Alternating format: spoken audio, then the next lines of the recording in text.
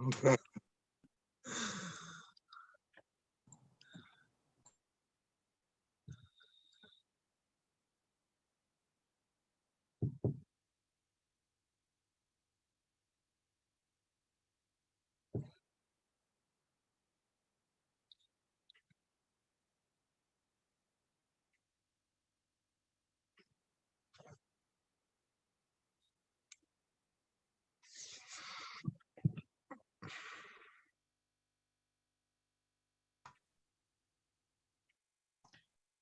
Okay, Chair Riplogle, we're live on YouTube, but Melissa just got disconnected. So let's wait till she gets back in so that Okay. she can participate.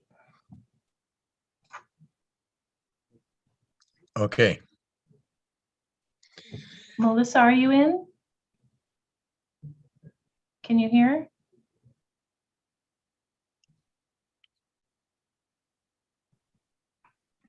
Melissa, are you in?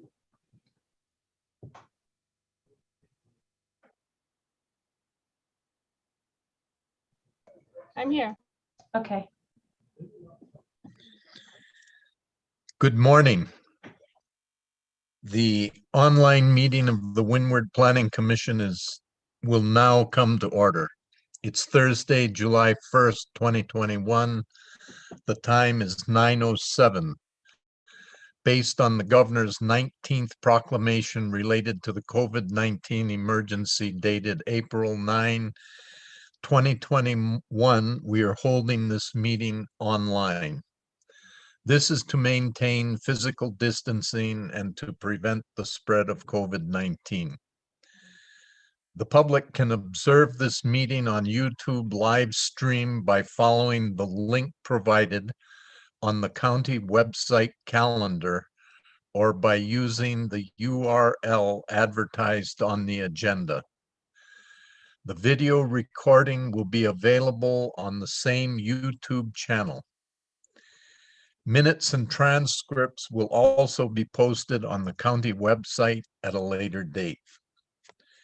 I'd like to remind all the participants the protocol for this meeting. Silence your phone and any other devices near you. Only one person may speak at a time, so raise your hand to be recognized by the chair before you speak. Speak directly into your microphone and keep your microphone muted while you are not speaking. If you talk over each other or if your microphones are picking up noise, the dialogue cannot be transcribed. Pursuant to Planning Commission Rule 1-5, we will be adhering more closely to Robert's Rules of Order. Robert's Rules of Order dictate that the commission discussions must take place after each main motion has been moved and seconded. Therefore, after we have heard from the planning department staff and from the applicant, I will allow limited opportunities to ask questions of the applicant and the planning department staff.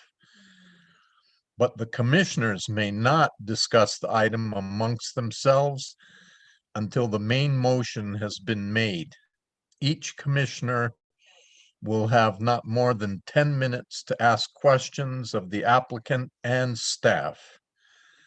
If a commissioner feels they need additional time, they can request an extension from the chair. I have a question on that. Haven't we in the past, when the public testifies, we question them, and when the staff does a presentation, we question them? Are we to do it all at once now, after they're both done? Yes, John. In kind of an efficiency, sometimes you guys ask questions that are for the applicant to the staff. So this way we just get both presentations and then you guys can ask questions of both. And that way maybe the applicant may answer some of your questions before. And that way we can just keep that concise. Okay, thank you. After the main motion has been moved and seconded, discussion on the agenda item will take place. Any subsequent changes, such as requests for alterations of conditions or wording, should be made in the form of a motion to amend the main motion, which will also require a second and a vote by the commission to formally amend the main motion. Thank you for your cooperation. I will introduce the commissioners now. My fellow commissioners, please raise your hand when you are called. Commissioner Dean Au, Good morning, everyone. Commissioner Joseph Clarkson, Good morning. Commissioner Dennis Lin, Good morning. and Commissioner Thomas Rapafy. Good morning. Commissioner Gilbert Aguinaldo and Commissioner Michelle Galimba are absent and excused, and I am Chairperson John Replogle. We do have the quorum required to hold the meeting. Also in attendance are Deputy Corporation Counsel Malia Hall, attorney for the commission, Deputy Corporation Counsel Jean Campbell, attorney for the Planning Department, Planning Director Zendo Kern, Deputy Planning Director Jeff Darrow, Planning Program Manager Maija Jackson, Planner Eric Cook, and the Windward Planning Commission, or just Planning Commission Secretary Melissa Dacayanan-Salvador. Morning. We'll now move to, I trust the commissioners have reviewed and read the minutes of our June 3rd meeting. May I hear any corrections or a motion to approve?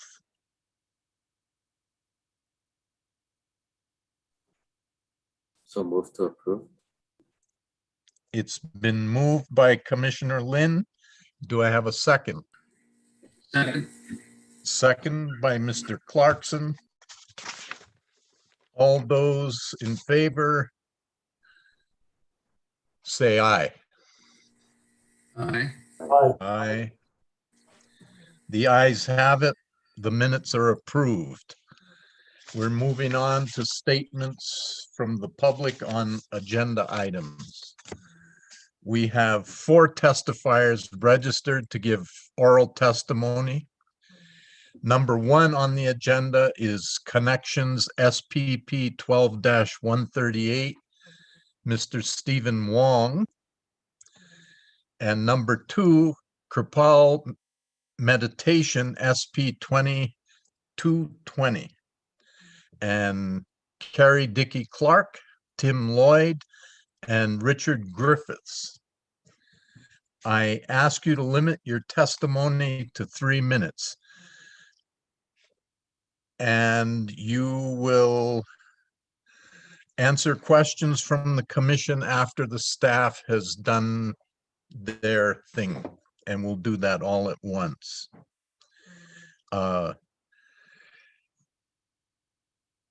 And when there are no more questions, please log out of Zoom and switch to the YouTube channel if you wish to observe the meeting.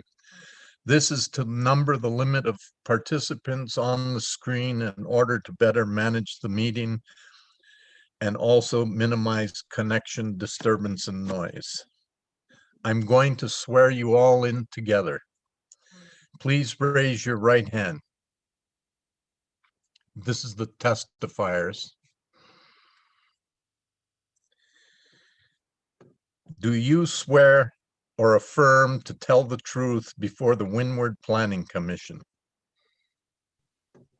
I do. I do.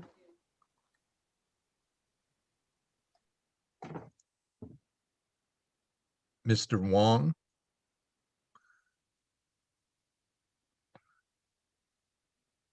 And Mr. Lloyd? I do.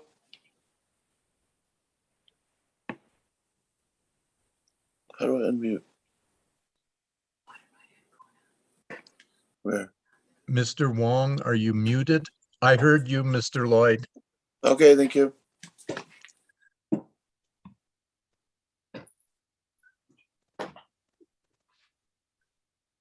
Mr. Wong?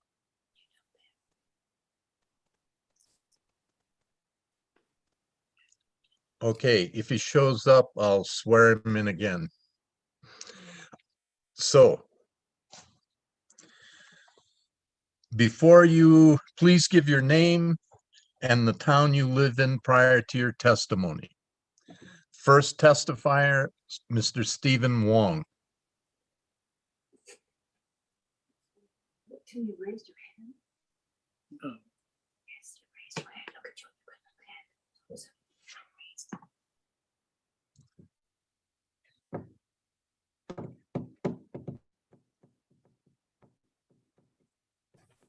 Hello?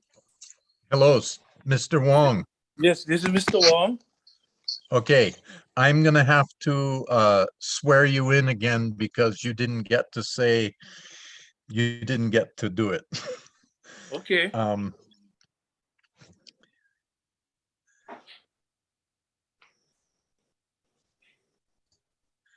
Please raise your right hand. Do you swear to affirm, to tell the truth before the Windward Planning Commission? I do. Okay, thank you. And before you start, state your name and the town you live in prior to your testimony. You may begin when you're ready. My name is Stephen Wong, and I live in Hilo, Hawaii. Okay.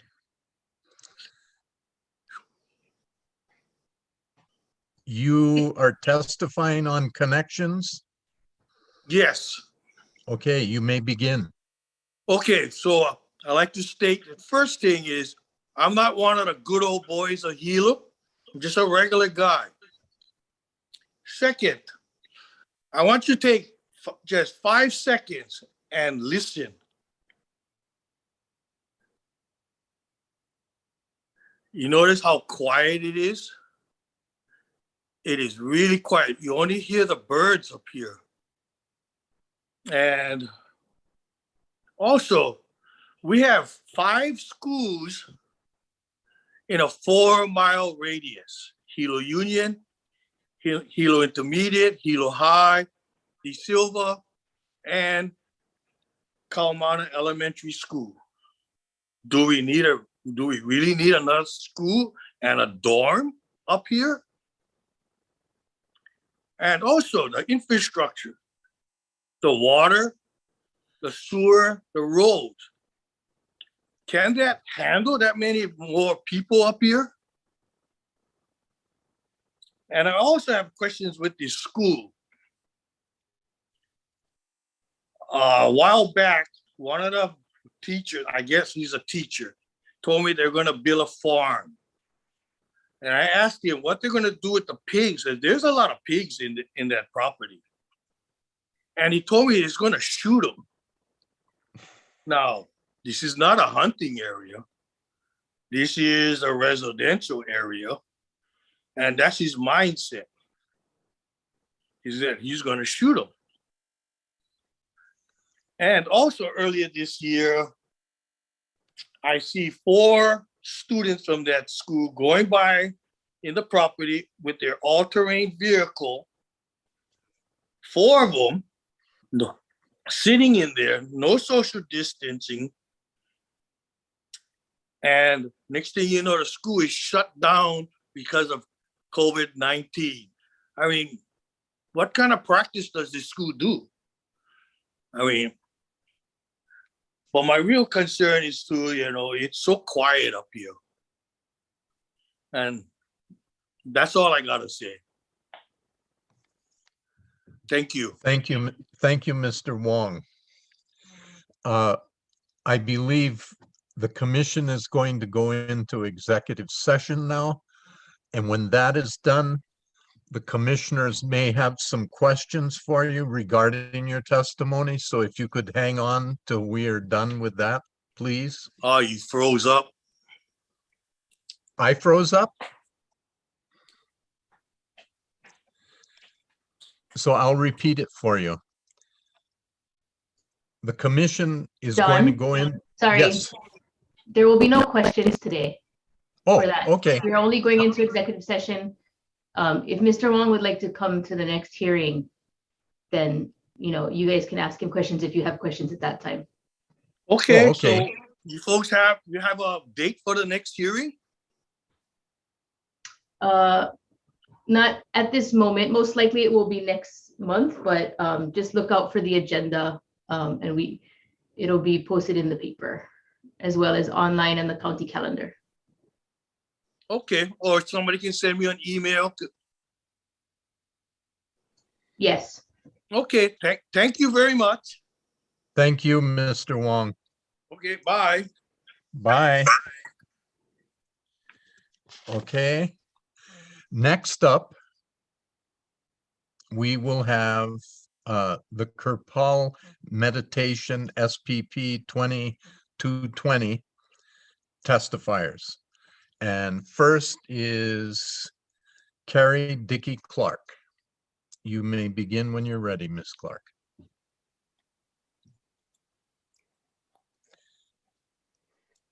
Thank you. Good morning, Chair John and fellow committee members and the rest of you folks. My name is Carrie Dickey Clark, and my statement relates to item number 2 on the agenda. I live on my property on Poiki Road, and Leonard Sussman, who resides in Oregon and whose business is Kirpal Meditation and Ecological Center, is my immediate downhill neighbor. I'm a farmer, and I've farmed on land and in both water, fresh and salt, in the United Kingdom, Tanzania, Canada, and Hawaii. I'm an organic permaculture farmer, engaged in regenerative agriculture as part of a growing number of farmers dedicated to ensuring food safety and food security for the islands of Hawaii. Over my 23+ years of living here, I've been involved in numerous activities to incubate and nurture a thriving agricultural base here in Puna and island-wide. I'm passionate about sustainable living, living in tune with nature. We live in changing times. Changes in climate, environmental degradation, and rising costs of living, all of which threaten our island lifestyle. I'm sure you've all noticed our ever-increasing food costs, food that is estimated to be 85 to 90% imported.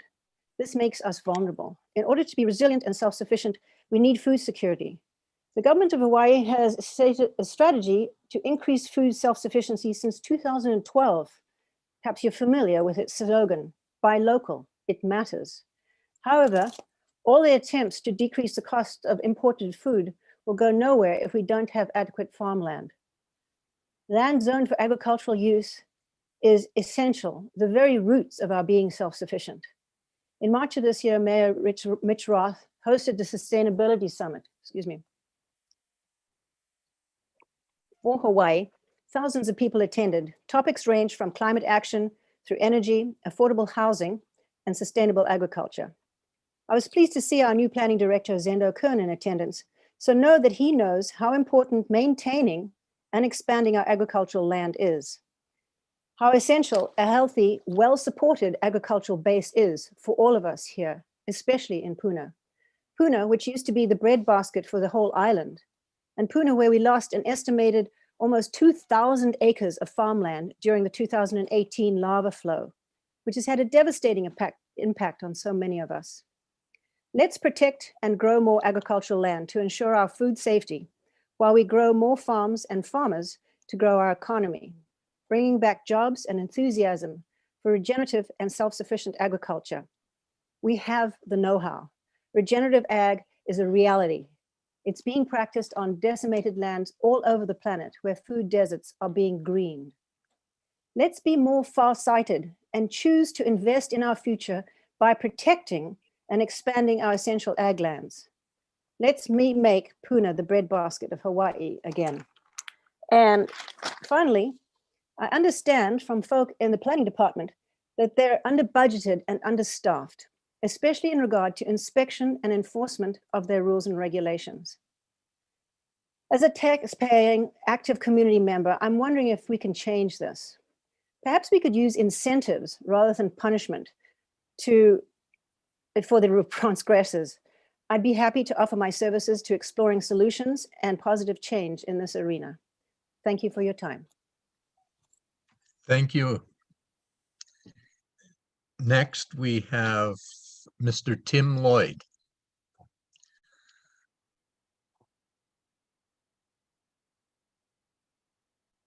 Tim?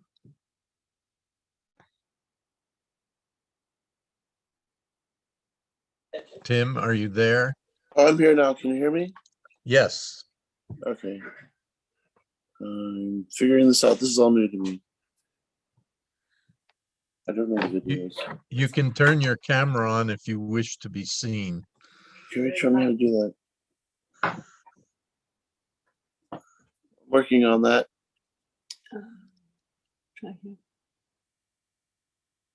More, and more. Yeah. Oopsie, sorry. Did you get it?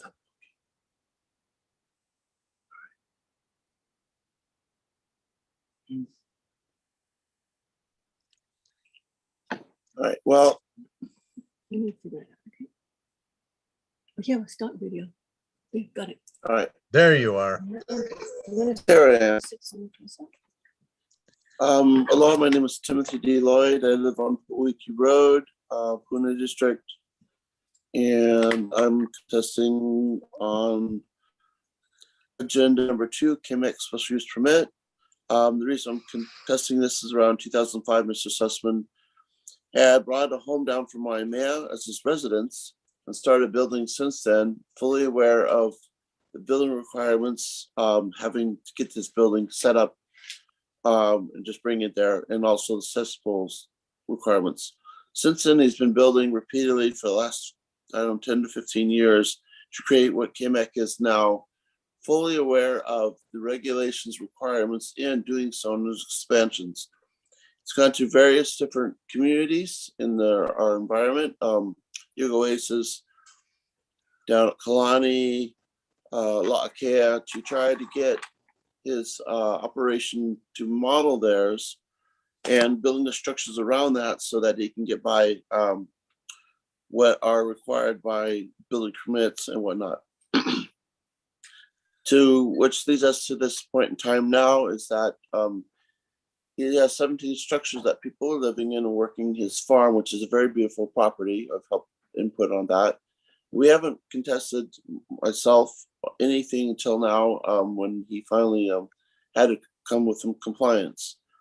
Some of his buildings are within the 20-foot setback, which he was aware of before he built the structures. My concern is that by him getting this special use permit, it sets a precedence that anybody could start building any kind of ecological system or yoga retreat or resort without coming in compliance of the land use requirements, which are ag land. So build it and they will come and then we'll go get approval for it, is setting the precedence. Once things are written in law or approved as the laws are set up, then they base everything based off of that. There's absolutely nothing to stop anyone in our entire subdivision or area of ag land or anywhere else on this island to do the same. And they have the justification to use Kerpal as an example of doing that. I'm all for what KMEC is trying to model, but I don't approve the processes of how it's gone about or the evolution of it. And I don't think this should be set as a precedence that the building permit of the planning commission say, okay, well, we're going to prove this on special use because it's nice and pretty and it serves some kind of function for economical gain for the individual. I am not happy to contest this, but I also think that it, like I said again, should not be set as a precedence to be able to build something and get by with it later on. So with that, I think I conclude on that. So I'm definitely in contestation for a special use permit. Mahalo for your time. Thank you, Mr. Lloyd. Mr. Richard Griffiths. Okay. Yeah, this is Dr. Rich Griffiths. I'm a resident of Kahena in Lower Puna. I'm a semi-retired professor of astronomy at the university here in Hilo. Also professor emeritus at Carnegie Mellon University in Pittsburgh. When I bought my home here in Kahena in 2007, and I've been living here full time since 2013, But when I bought my home, I was made well aware of the rules and requirements on home buying. I was handed the brochure on setback requirements for residential and agricultural districts. And as you all know, within that pamphlet, there's a statement, it's my property and I can do anything I want with it.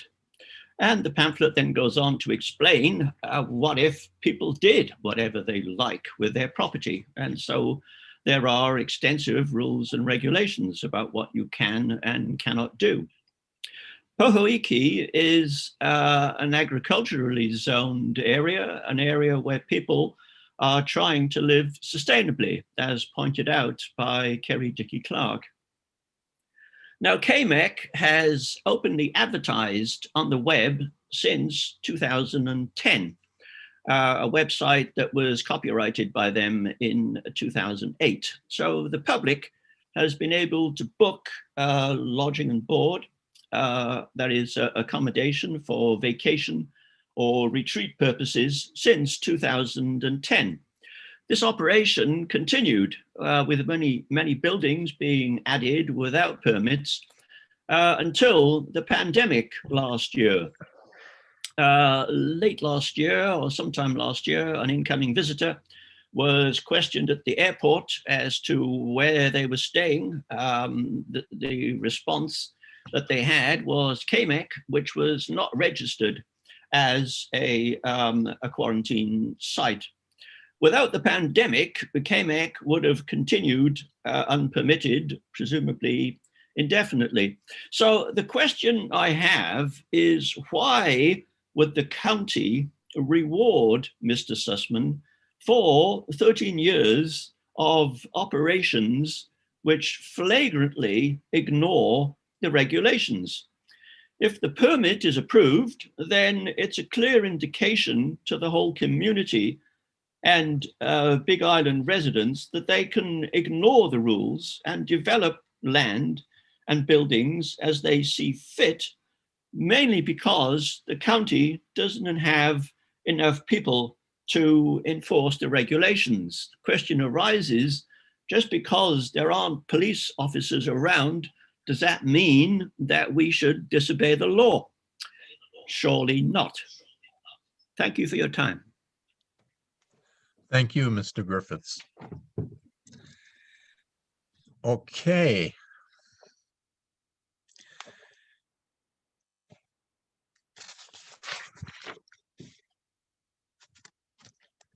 We are now going to new business.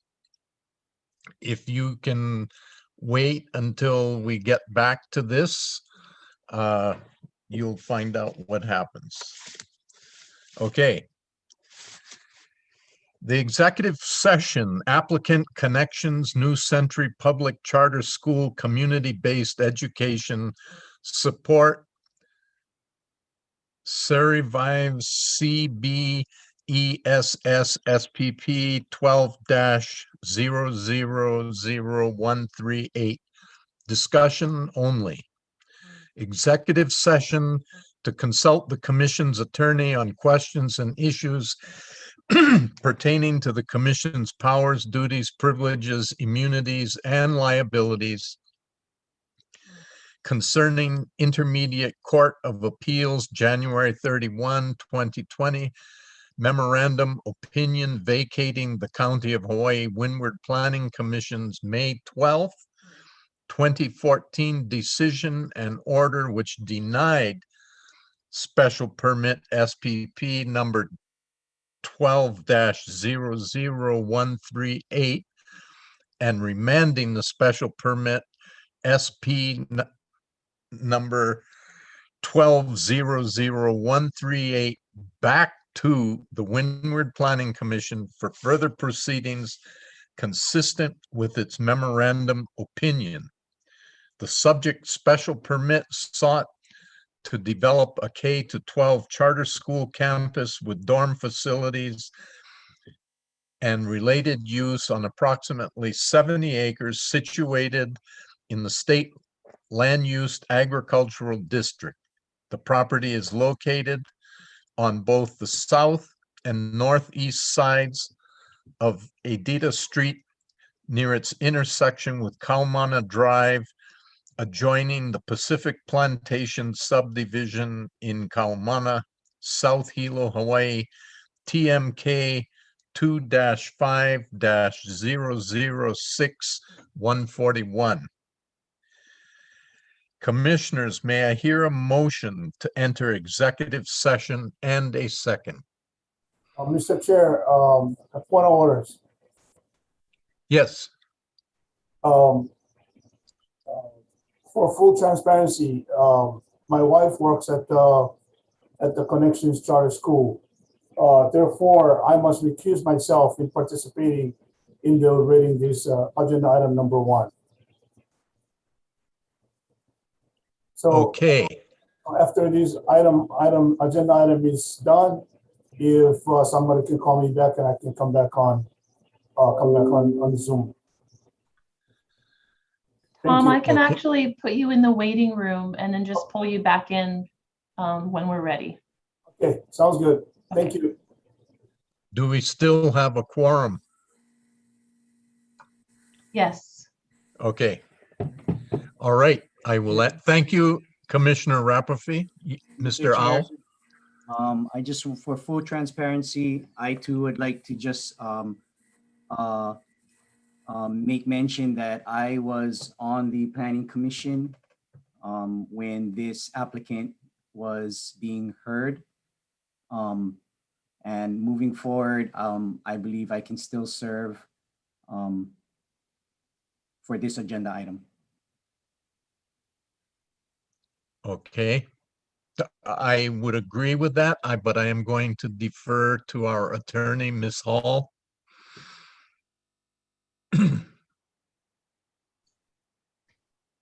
Dean, you believe that you can be fair and impartial throughout this proceeding? Yes, I can.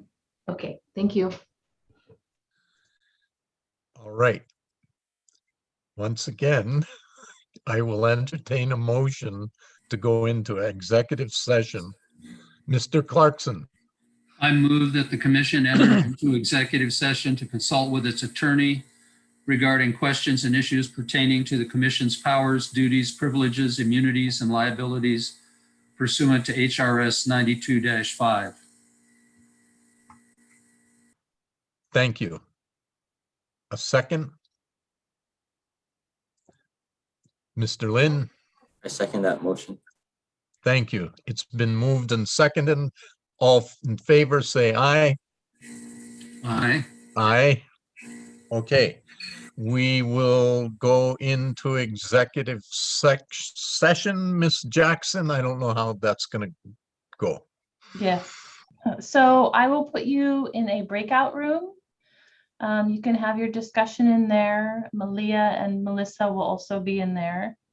And then when you're all finished with your executive session, I believe there's going to be a button you click to return to the main meeting.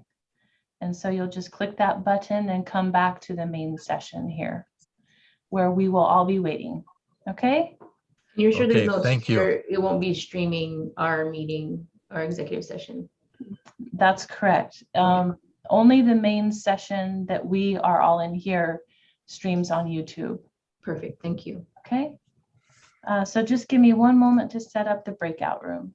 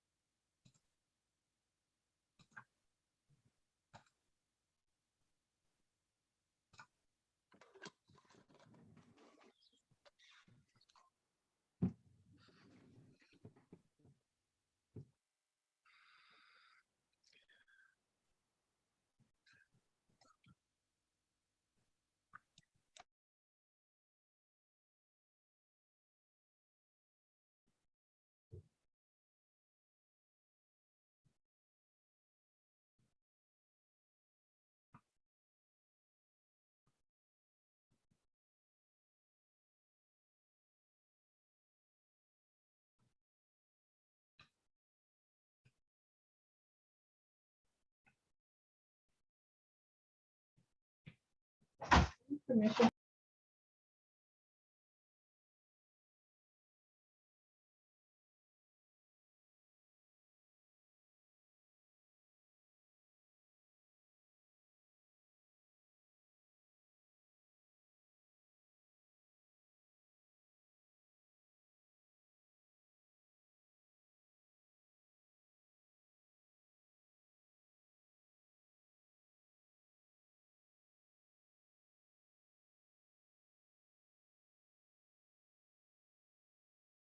Okay, I'm back.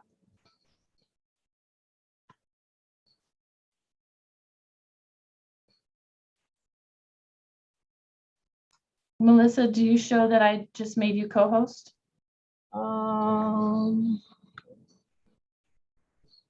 No. Where do I see that? When you look at the bottom panel, does it show that you can record now? Yeah, pause, stop recording. Okay, I'm gonna send you back in. Okay.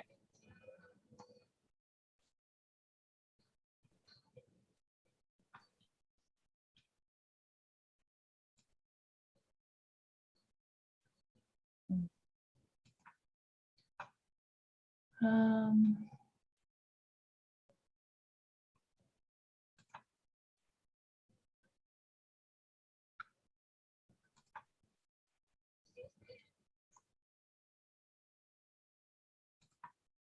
okay.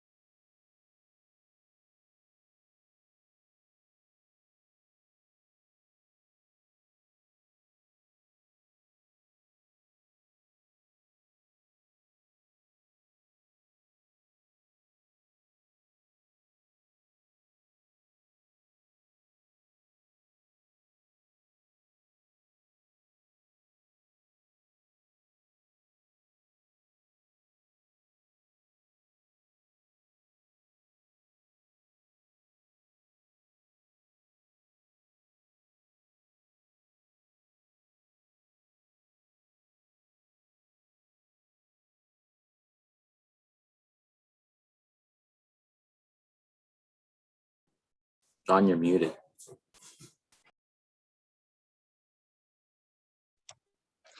We will now go on to unfinished business, and thank you all in the second agenda item for being patient with us. It's much appreciated. So the applicant is Kirpal Meditation and Ecological Center LLC SP 20000220. Application for a special permit to legitimize the operation of a meditation and ecological center and retreat on 10 acres of land situated within the state land use agricultural district. The subject's property is located at 13-260 Pohoiki Road, approximately 0.5 miles west or Mauka of the intersection with Kalapana Kapoho Beach Road, Pohoiki, Puna, Hawaii, TMK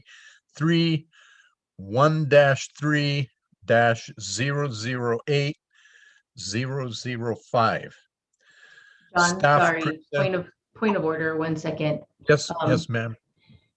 Can we just get a motion to continue item number 1 to the next meeting? Okay, Yeah. yes. Thank you. Okay. Fellow commissioners, I would like a motion to continue item number 1, connections, to the following month in August at our next meeting. So moved. It's been moved by Mr. Clarkson and seconded by Mr. Lynn. All those in favor of doing so, please say aye. Aye. Aye, it's moved, and we're moving connections to Also, the August. sorry, Yes. John. Oh, sorry, yeah. Is Commissioner Rafferty coming back in? Does somebody need to allow him back in? Oh, right. But sorry, you can finish what you were saying. Okay. So the applicant, Connections New Century Public Charter School, Community-Based Education Support, CBESS SPP 1200138, will be moved to our next scheduled commission meeting in August.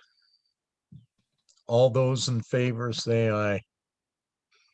Again. Aye. Aye. Okay, so it's done. And it appears Tom has returned.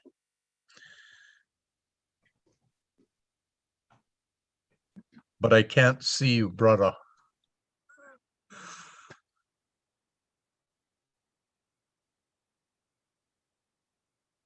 Okay, so on to unfinished business again. Item number 2.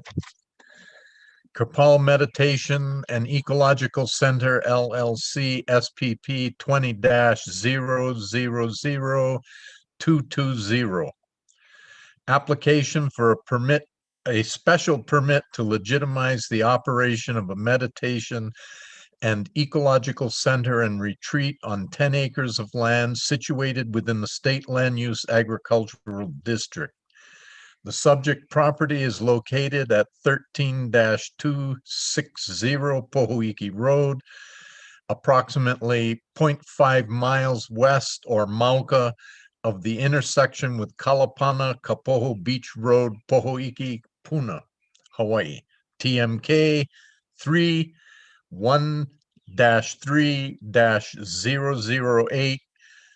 1-3-1-3-008005. The presentation will be made by Eric Cook, a planner for the planning department. Mr. Cook. Thank you, Chair Rapogel, and good morning, Commissioners. If you just give me one moment, I will share my screen.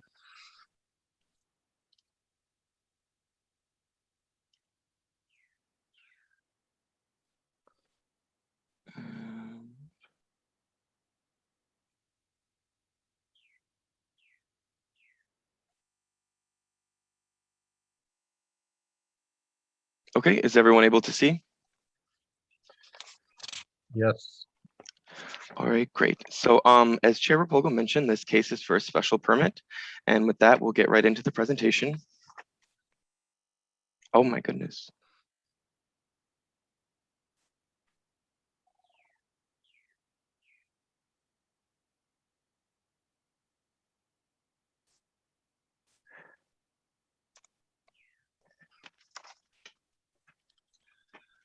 The subject property is outlined in red and is also marked on the island reference mapped in the red circle. The property is located in the Puna district, specifically along Pohoiki Road, approximately half a mile west of the intersection with Kalapana-Kapoho Beach Road. The applicant is requesting a special permit to legitimize the operation of a meditation and ecological center and retreat. In addition to offering instruction in meditation, yoga, health, and fitness, the center will provide overnight accommodations for up to 28 guests in 17 cabin-style units and 2 residential hallways. The applicant proposes construction of a new 2,500 square foot community building, in addition to converting numerous existing buildings into retreat facilities. The applicant plans to offer 10 group retreats a year for approximately 7 days per retreat. In between retreats, they will offer cabins and hallways for rental to the public. The subject property outlined in red and surrounding properties to the south are zoned agricultural 1 acre. Neighboring properties to the north are zoned agricultural 10 acre. The subject property is and immediately surrounding properties are within the state land use agricultural district, represented in light green. Other properties in the area are designated conservation, represented in light blue. The subject property and surrounding areas are designated as important agricultural land by the General Plan LUPEG map and is represented in light green.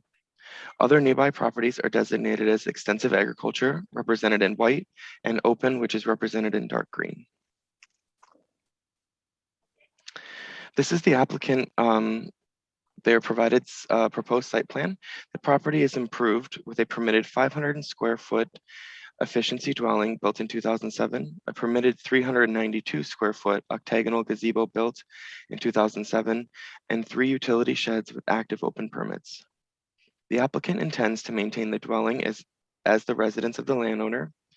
There are 18 unpermitted structures, including a 1,920 square foot covered exercise area, 2 one-bedroom residences, a 289 square foot hexagonal hut, a 256 square foot hexagonal hut, and various sheds of various sizes. These structures will either be permitted and converted into buildings for the proposed use or demolished. In addition, there is an existing unpermitted greenhouse and 4 catchment tanks of 4,000 gallons each. The building denoted in yellow here that is proposed to be the new 2,500 square foot, 50 foot by 50 foot community building, which will include a certified kitchen, community bath, shower facilities, and storage. The buildings here, the structures denoted here in pink along this border, that is shed number 7, shed number 22, and building number 21. These are the structures that are encroaching on the setback and are denoted there in pink. These structures will be addressed in revised condition approval number 3. The larger aerial view depicts the subject property outlined in red in the surrounding context. The smaller image in the bottom left is a zoomed in view of the most developed portion of the site to provide a more detailed view of the current layout and location of existing structures. Subject parcel and surrounding land consist of native shrubland and forest. The majority of the surrounding lots are used for agriculture or vacant and undeveloped with few permitted dwellings. There is vacant land to the southeast, a 5-acre parcel of land with a 500 square foot storage structure to the west, and 4 vacant parcels of land to the northeast. These are the site photographs provided by the applicant.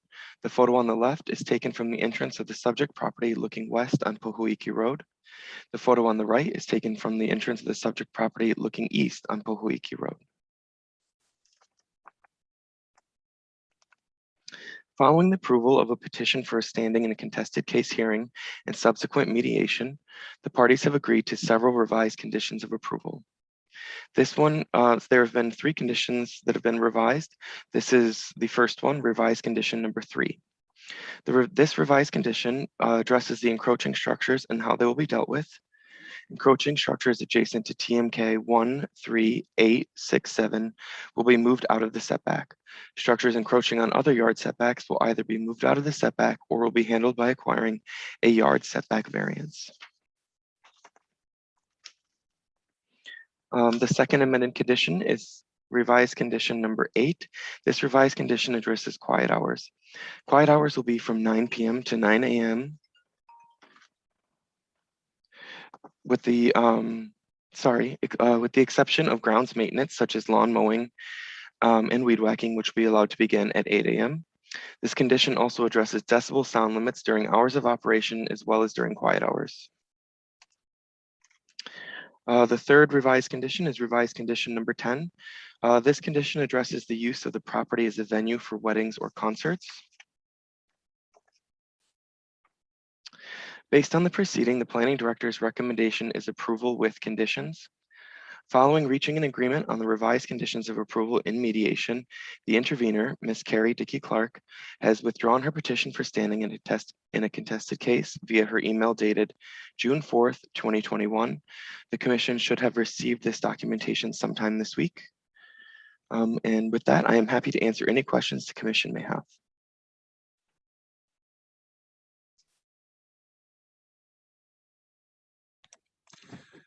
Thank you, Eric. We will now take questions from the commissioners, and you may either ask people who spoke in behalf or, oh, wait a minute. We have to move to the applicant's presentation first, do we not? And do them all at once? Point of order. I don't know where it went. Yes, please.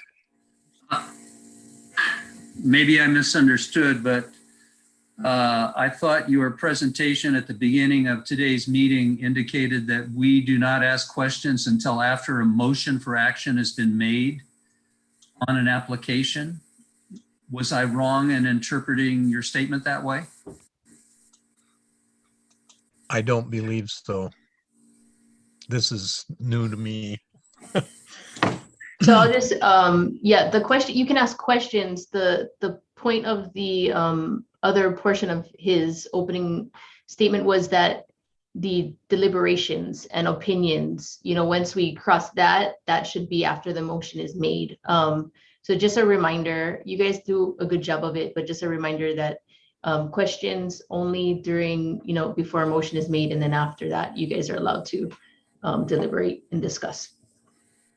Okay, understood. We can ask questions of testifiers, the applicant, or staff anytime before a motion is made. Yeah, and the only adjustment was that we wanted to do the presentation and the applicant's presentation together and then questions, so that we don't break that up. And so you guys have more information before questions. Thank you. Okay. So, Mr. Clarkson, you had a question? Not for the staff, no? Okay, No, we will. We're waiting, I do, but we're waiting. Okay. For the We're waiting. applicant's Now we will presentation. have the applicant's presentation. Don't throw me curveballs. Ronald Kim, Esquire, agent for the applicant. Tom Ye, Esquire, agent for the applicant. Leonard Sussman, founder of Kipal Meditation and Ecological Center. And Brendan Elbrich, director of Kipal Meditation and Center. Would you please raise your right hand as I swear you in? Do you swear to affirm, tell the truth on this matter now before the Windward Planning Commission? Please state your name and the town you live in before you begin. Do you? I do. Leonard Sussman, Okay. Battleground, Washington, and Pahoa. Okay. Is Tom Ye here? No, Chair, it's just me and Mr. Sussman who are representing the applicant this morning. This is Okay, Ronald thank Kim. you. Yes, yeah, thank you. All right, please go ahead. Okay, well, good morning, Chairperson and Commissioners. Thank you for hearing our special permit this morning. And thank you to the Planning Department and all of its staff for all of their assistance in getting to this point. So looking at the purpose for a special use permit, it's to allow for the unusual and reasonable use of land situated within the agricultural district. I'm sorry, Mr. Kim, I believe there's a point of order. Yeah. John, I did you agree. ask the applicant if they agree with the planning directors? Have the applicants, the applicants, Mr. Sussman and Mr. Kim, Yeah. have you received the background and recommendation and revised reports from the planning department? Do you agree with the director's recommendation, including proposed conditions? Yes, and yes. Yes. Okay, go ahead with your presentation. I apologize. No problem. I apologize for missing that step. Okay, so, looking at the purpose for a special use permit is to allow for the unusual and reasonable use of land within the agricultural district, which will not be contrary to the effectiveness and objectives of Chapter 205. HRS Chapter 205 has the objectives of preserving agricultural lands with a high capacity for intensive cultivation. But this chapter also recognizes that agricultural districts include areas that are not used for or are not well suited for agricultural and ancillary activities by reason of their topography, soils, and other related characteristics. So this is why we allow for uses that are outside of the enumerated agricultural uses in the agricultural district. And the chief concern, when you're looking at a special permit, really should be preventing what we call the urbanization of agricultural land. And given what we've shown in the application and the center's ongoing operations, this actually is an ideal type of operation for a special permit because we're really not urbanizing the land at all. The planning department's report notes that the operations are confined to approximately 30% of the area of the subject parcel, and that the rest of the parcel is used for agricultural cultivation or landscaping, but most of it is agricultural cultivation. For example, the center has over 101 varieties of fruit trees on its property. There are 2 organic gardens. There are over 2,000 bamboo plants with landscaping. There's a native Hawaiian forest. There are also noni trees. And they produce their own food. They're very self-sufficient agriculturally. So it is ideal. And it's just this serene, meticulous environment that really fits in well with the agricultural district that doesn't change its character. And there's also a need for this type of operation right now because there's a big demand for alternative health and wellness tourism. It's a different type of tourist that we're seeing, a different type of demand. And this type of operation is really ideal for these type of guests who are seeking a more peaceful, remote environment as an alternative to the traditional resort type of venues that we normally put the tourist into. Another point to be made is, although the center is doing its best to agriculturally cultivate the land itself is not really well suited for large-scale intensive agriculture. The soil within the permit area is classified as D or poor for agricultural productivity. And if you look at the lot size and shape, it's a little over 10 acres and it does have this elongated triangular shape to it. It's really not well suited for large scale agriculture. With that said, the center is doing its best to use the property for agriculture. And again, allowing the operation of the center as proposed will not be detrimental in any way to agriculture or the characteristics of this type of district. Because the center itself is a model for small scale self-sufficient agriculture, and it's coupled with a real peaceful meditation retreat use. The change conditions even reinforce this more, where we have very set quiet hours with decibel restrictions. We're gonna, make every effort not to stick out in this district. It is noted that the testimony brought out, and the report mentions it too, as the applicant did, we were never hiding the fact that the applicant unfortunately did not have all permits that were required for operations previously. With that said, if you look through the majority of written public testimony, it's actually supportive of the center. And it does say that even though, they didn't have the permits in hand while they were operating previously, they were a very good neighbor and an asset to the community. So, I did hear the public testimony this morning, and it did raise some concerns, but I feel like these concerns maybe don't fully apprehend the nature of the special permit, where it does allow for uses outside of agricultural uses in our districts, as long as we're not really changing the land. And we're doing our best now to comply with the law. We were not aware that the special permit was needed for these operations.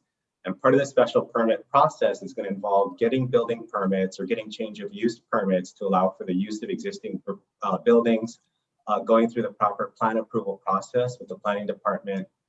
These are just further steps that we're going to go through to get everything up to code and make sure that we're operating legitimately. So, at this point, we're doing our best to follow the process, and we're going to go through the appropriate departments and get the permits that we need to comply. And, we ask that the commission grant the special permit to allow for this continued operation, allow us to continue this process. So I thank you all for your time and do welcome any questions at the appropriate juncture. Thank you. Thank you, Mr. Kim. Mr. Sussman, please. Just a few things. First, allow me to thank you all for considering my application. It means a lot to me. And to literally, we had thousands of people go through KMAC. I had no idea. When I first started, it was my residence, my second home. And then slowly I started out as an Airbnb. It was a plowed over papaya field. You couldn't even get into the property. It was all rubble. And slowly over the years, we plowed the property, and then I planted a Milo forest. Mr. Kim didn't mention that. There's over 100 Milo trees, and there's a 40-foot greenhouse, organic greenhouse that we have. That wasn't mentioned as well. So slowly over the years, I wanted to give something back as gratitude to humanity, actually, to my spiritual teacher and to my path. And so I wanted to open it up to the public for their well-being. So I decided to have a meditation center in honor of my spiritual teacher. And we did have an approved gazebo at that time, which we turned into where we sit for prayer. So it's a very quiet place. I mean, we don't have any parties or, there's no drumming. There's and it's going to get better in the future when my problem was I'm not a good manager.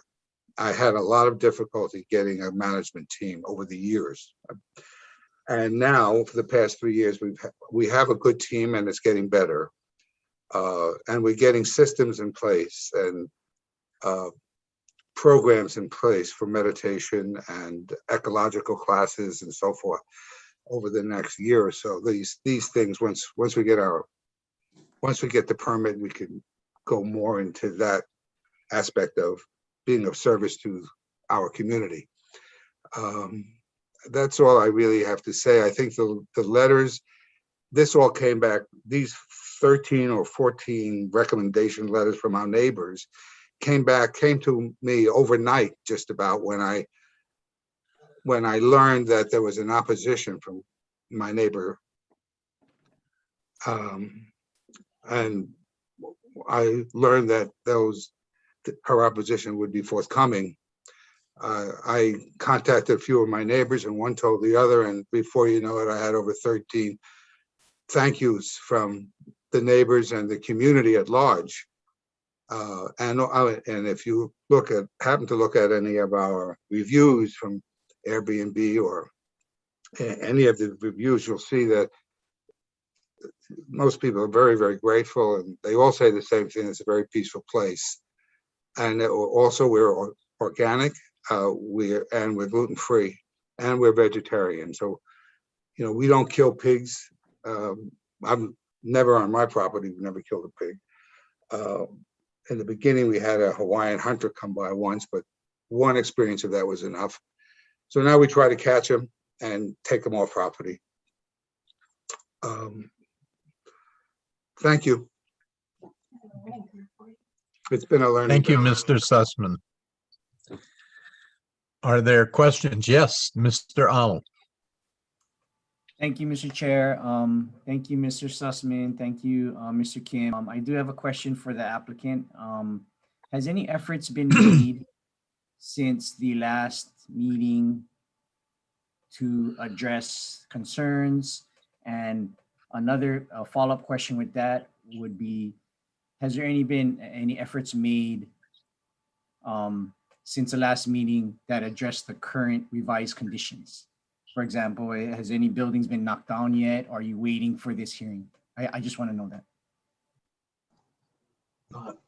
Thank you, Commissioner Au. So the efforts made to address the concerns raised by the interveners, you know, we did go through a process of mediation to talk about things and try to resolve things.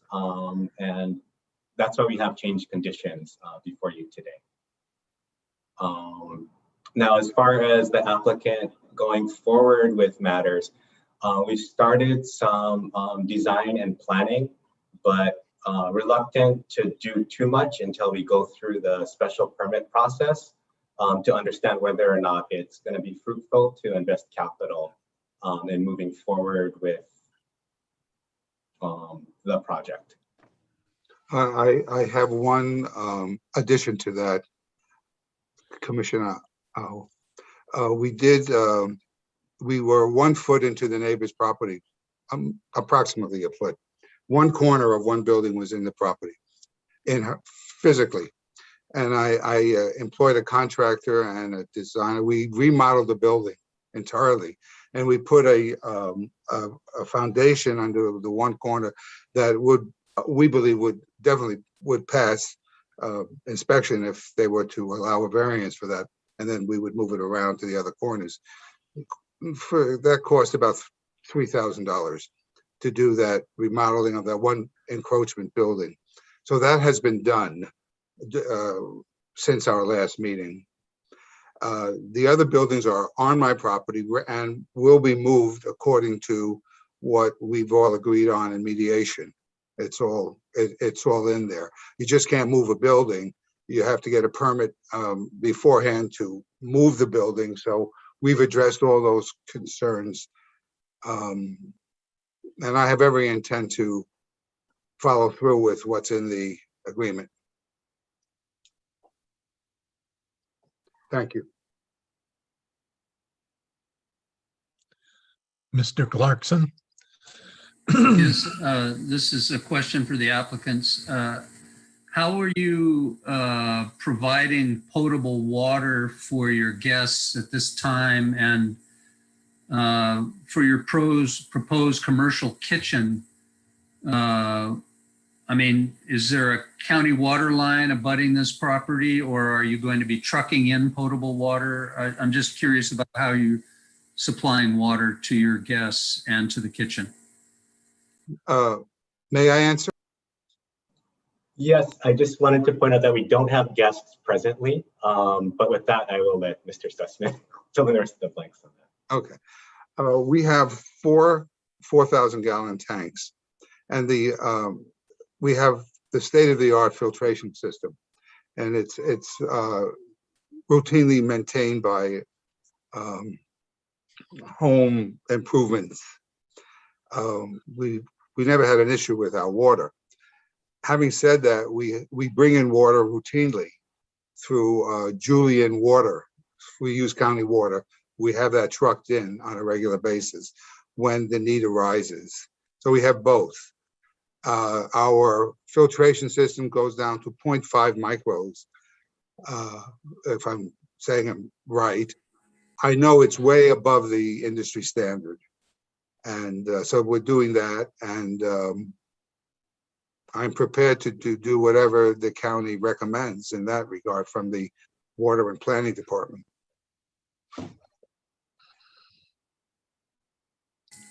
Thank you.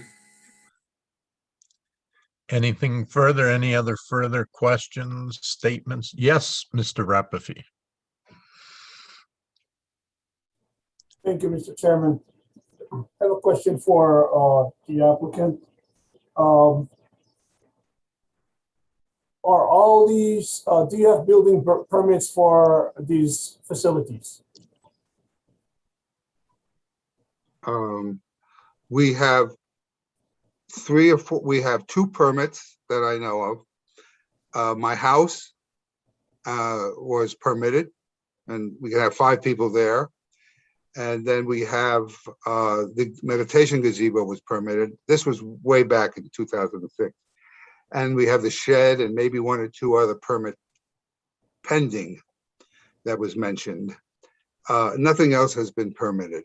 I did hire Mr. Ye back about 6 years ago to begin the process of legitimizing our operation.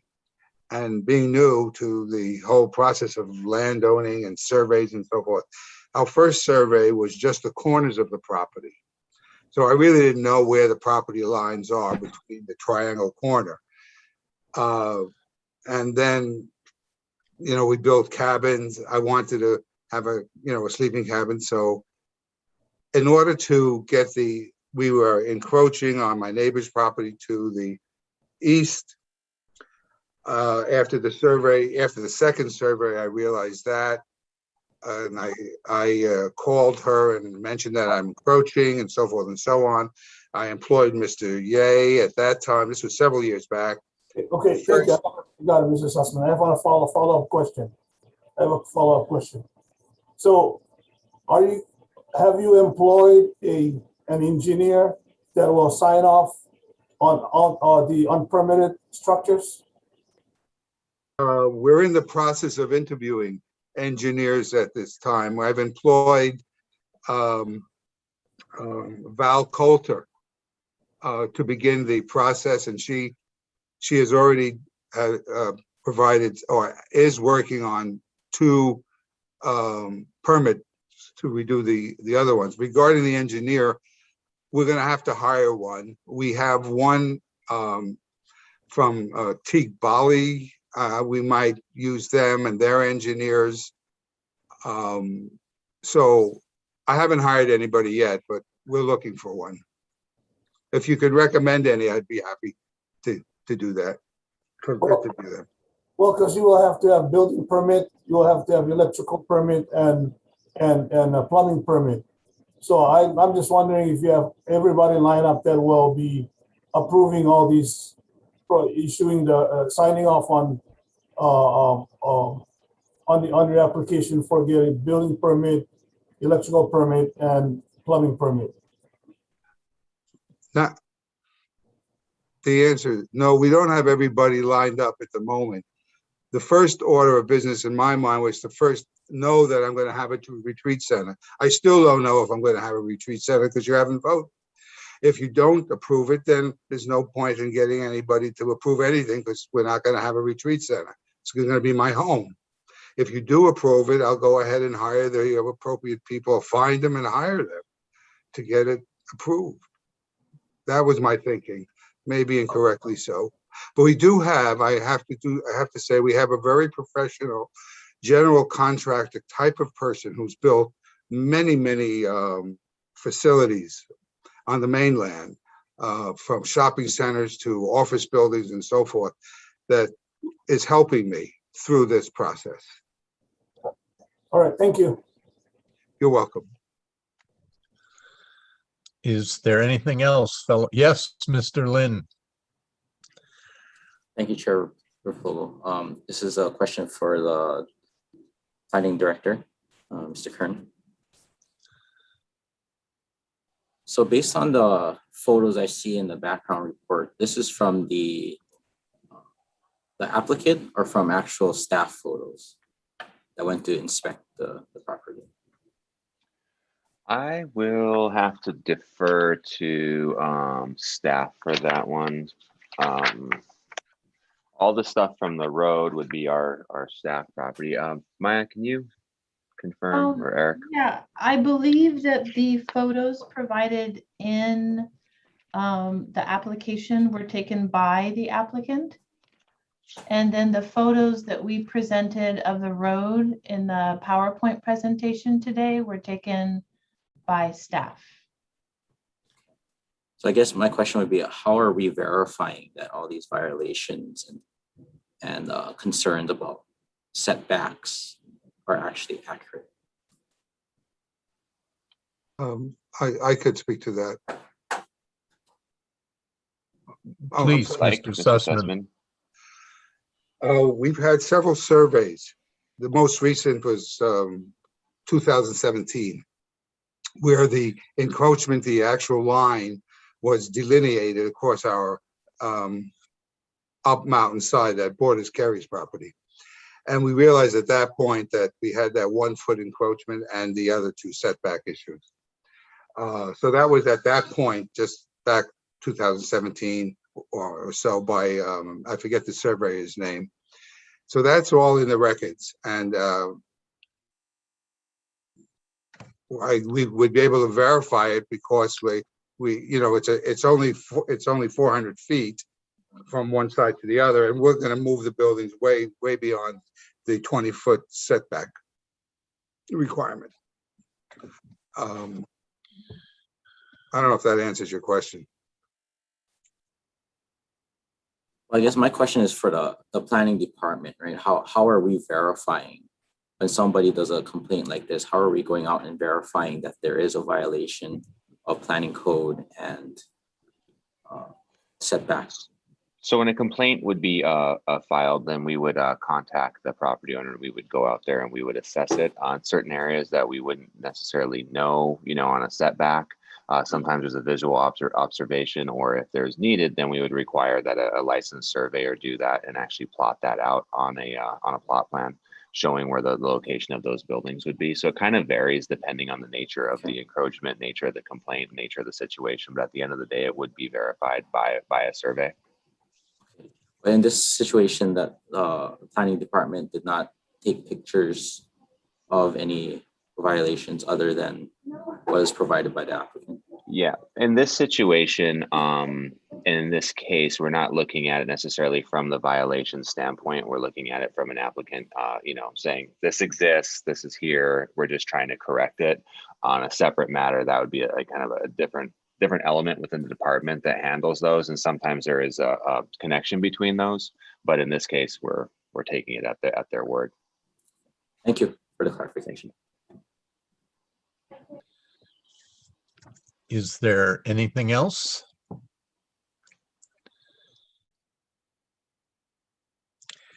Well, commissioners, I will entertain a motion for action.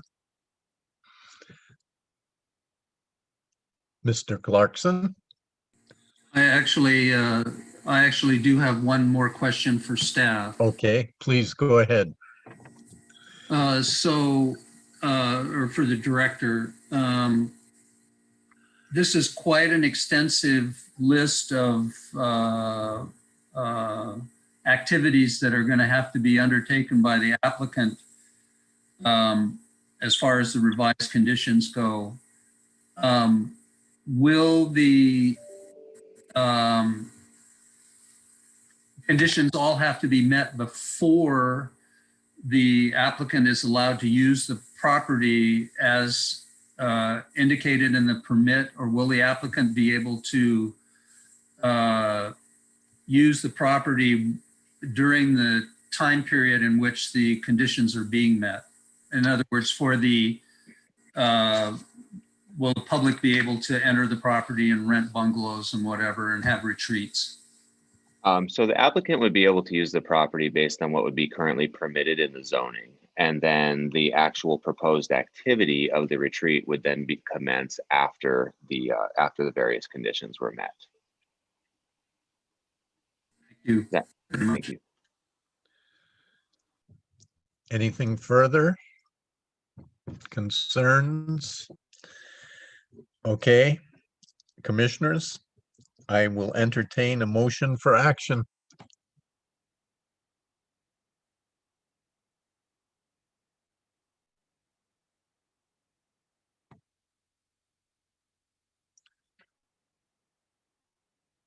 Is anybody home? Chair Repogo, Who's I move, seconding? Mr. Lin? I move that the application for special permit docket number 20-00220 be approved with a condition. And my condition to be recommended is that I believe the planning department and the county of Hawaii is providing Mr. Sussman an olive branch, right? We're providing him the opportunity to fix the situation currently on his property. And I believe that we shouldn't set the precedence that just because you're coming back to fix it, you'll be allowed to, continue doing stuff without permits. So for those future applications, if you're in violation of, a illegal structure or something such as another violation, then this special permit be denied or reconsidered. I don't know if that's a reasonable condition. If other commissioners have any comments. So We need a second first, and then we can discuss. Yeah. A second? Can we simplify that motion? Oh, yeah, sorry. I'll simplify it. My motion would be to approve with the condition that if a future violation, either with an illegal structure or a non-permitted structure or a planning violation, that this special use permit be reconsidered.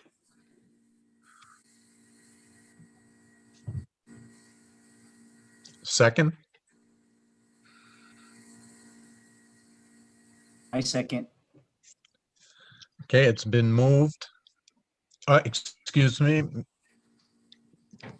Planning Mr. Chair? Director Kern? Thank you very much. Maybe this will help. So I would assume that the motion would include the conditions and the revised conditions. And if you look at condition 20, it should say, should any of these conditions not be met or substantially complied with in a timely fashion, the planning director may initiate procedures to revoke the permit. And one of those things it encompasses is basically being compliant with, county and state laws. So they have to be a good character and a good applicant moving forward. Otherwise, that provision does exist in there, and that exists in pretty much every special permit or use permit that we have. So I think that covers your intent. Okay, yeah, I think that sufficiently covers what my intent for that condition was. So if that's the case, then I withdraw my original motion and I revise it to a motion to move that the application for special permit docket number 20-00220 be approved based on the planning director's recommendations and conditions, which shall be adopted. And I second that as well. It's been moved and seconded.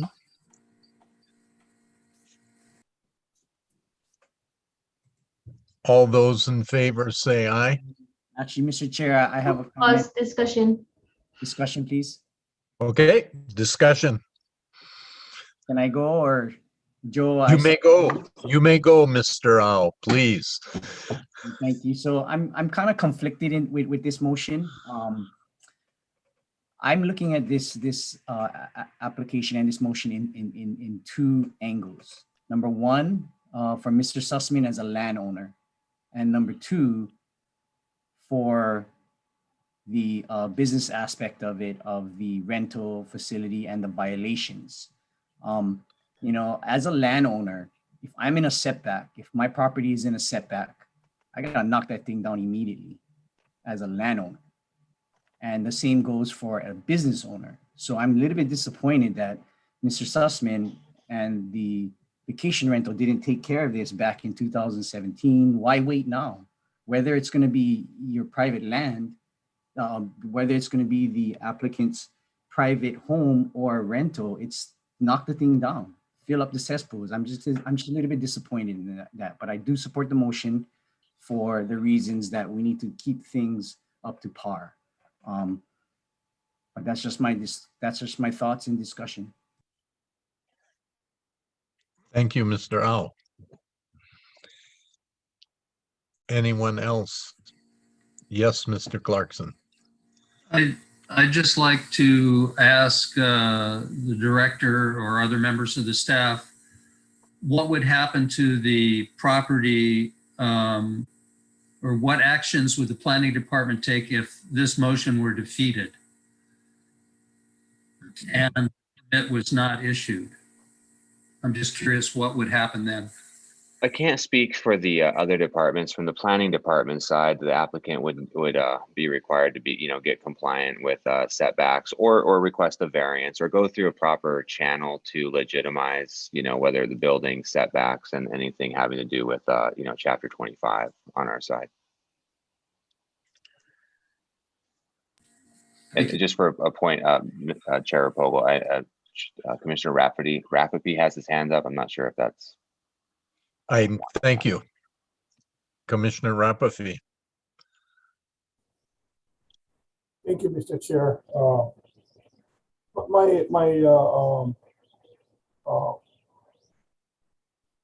My pet peeve in this situation is as such that Commissioner Au had already stated. However, I feel like I'm conflicted in this one as well, because one, we do not issue the permit. On the other hand, what options do we have? We can either deny it or I don't want to say legitimize it, but to issue the permit so that the business will be legitimate. But the process by which we are doing it after the fact is what got me on this one. It's after the fact. That's all. Thank you. Thank you, Mr. Rafferty. Anything else? Yes, Mr. Lin. Yeah, I think Commissioner Rafferty kind of ties into what my intent was. It's just that, I think the county is really offering Mr. Sussman in an opportunity, an olive branch, a second chance, right, for this property. But in the future, for any other applicants, right, we may not consider giving you, the opportunity to do things after the fact. I believe that we should be upholding the codes, the planning codes currently in the county, and we can't be looking at special use permits for everybody. That's just my comment. Thank you. Thank you. Mr. Chair. Yes. Mr. Kern, please. Thank you. And just to kind of add to the conversation, when an application comes in the department, whether they had an existing operation or nothing at all, we look at it as a standalone situation for that land use, and what the merits of that application are. So I want to make it clear too that by supporting this application or giving it a favorable recommendation doesn't set a precedence that anybody coming in with a situation like that would get the same situation or the same recommendation for that matter. In all cases, it's always better for the person to come in, prior to what they want to do, go through the proper channels, go through the proper permitting. That's obviously the way that we like to see things happen. Doesn't always happen, and so when we do, we look at it really on a standalone level. Like, would this make sense, whether it was there or not? So just want to put, set that for the record, that that's really the way that we're looking at that. So I think we're all in alignment with that thought process. Thank you. Thank you. Anything more? I have a comment, if I may. I tend to hear what Mr. Ao and Mr. Lin have expressed, as well as the planning director. But I will say to Mr. Sussman and Miss Dickey Clark that I admire the class you both had in sitting down and working this out in an amicable way. And I understand Ms. Clark's concerns, just like Mr. Ao and Mr. Lin, yet I also understand, I believe, your intent, and the director has seen that as well. And I think it's a good thing that you are being given this opportunity, because man can't live on bread alone. And I think what you may be offering to that agricultural community will be very positive. So that being said, have we exhausted this? Can we vote? I'll accept a motion to Roll call vote, Sean. move. Roll call vote. Planning Department, please do the roll call. Okay, so I will take the vote. Commissioner Lin, Aye. Commissioner Ao, Aye. Commissioner Aguinaldo. Oh, sorry, He's not here. absent. I'm sorry. Commissioner Clarkson, Aye. Commissioner Rafferty, Aye. and Chair Raplogo. Aye. Motion carries with 5 aye and 0 no. Thank you. You will be notified of the decision in writing, Mr. Sussman and Mr. Kim. And thank you for your honesty and forthrightness. On to administrative matters. Staff, are there any administrative matters? Chair Replogle, the only administrative matter we have is the SMA log, and that was shared with the commission yesterday by email. So if you have any questions, I'd be happy to answer them. Doesn't look like it. Okay. And announcements. As a reminder, the Joint Planning Commission meeting is scheduled for July 15th at 9:30 a.m. by interactive video conference via Zoom on the proposed amendments to the Planning Commission rules in preparation for EnerGov.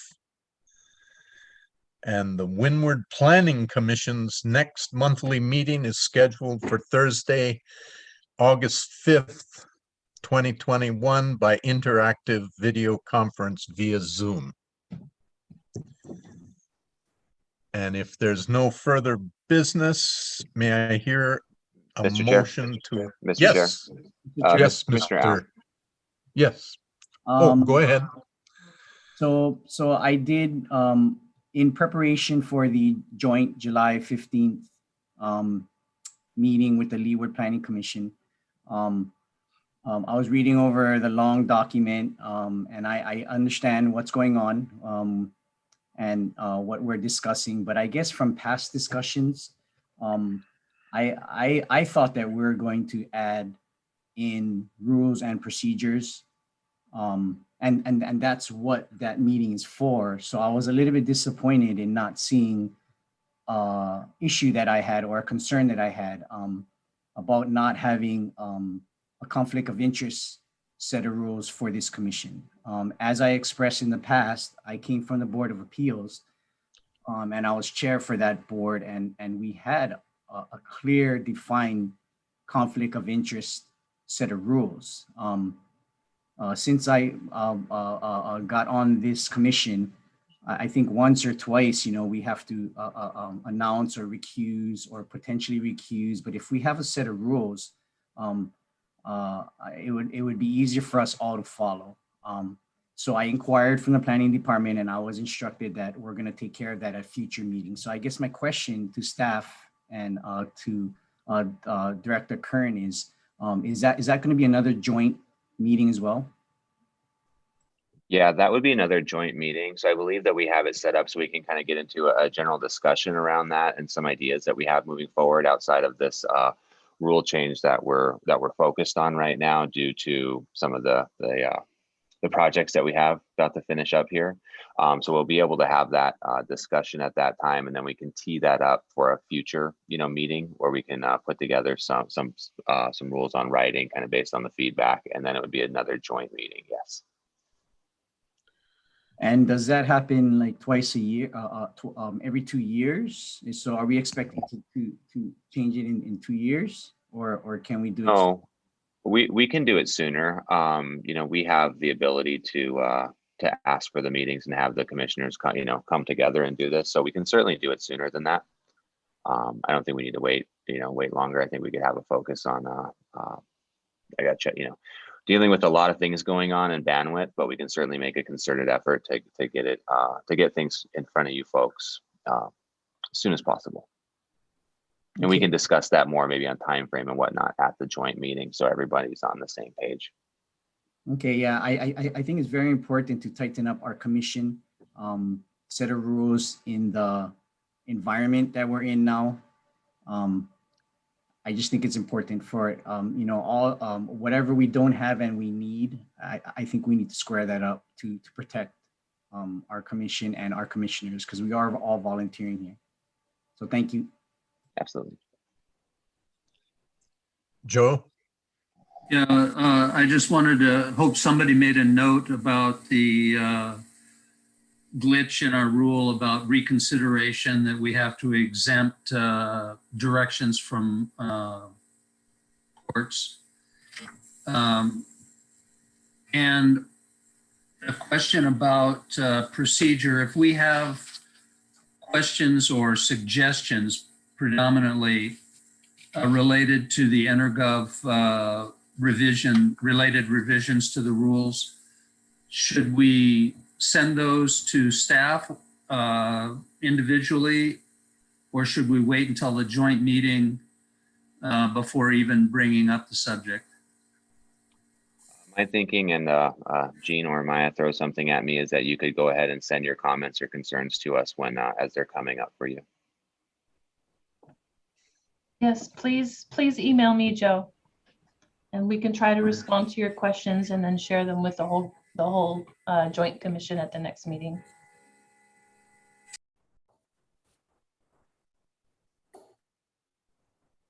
Anything further? If there is no further business, may I hear a motion to adjourn the meeting? Mr. Chair, I'd like to make a motion to wish everybody 4th of July and to adjourn the meeting. Second that. Okay, all those in favor say aye. Aye. Aye. Okay. Thank you all This so much. Have a meeting is great adj- weekend. Is adjourned Hello, at everyone. 11:14. Okay then. Hasta Aloha, luego. everybody. Thank you, John. Aloha.